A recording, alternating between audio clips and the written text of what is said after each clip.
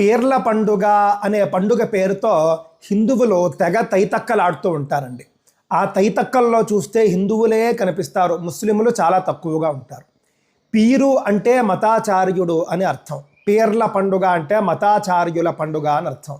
కానీ చాలామందికి తెలియంది ఏమిటంటే ఆ మతాచార్యులు ఎవరు? మహమ్మద్ ప్రవక్త గారి మనుమడు ఒక ఆయన బృందం.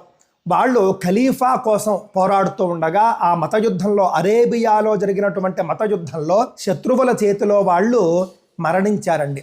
మరణించిన తర్వాత శత్రువులు వీళ్ళ తలలను శూలాలకు గుచ్చి ఊరేగించారు. వాళ్ళ యొక్క త్యాగానికి గుర్తుగా సంతాప దినాలు ఆచరిస్తారు. మొహర్రం 10 రోజులు కూడాను. సంతాప దినాలని కాస్త ఎవరు చేశారో తెలియదు, పండుగ అని మార్చారు, పీర్ల పండుగ. ఎవరైనా మరణించినటువంటి రోజుల్ని తద్దినాలు తిథులు అని చెప్పేసి చేసుకుంటారు, పండుగ అని చేసుకుంటారండి. కనీసం మనం ఎందుకు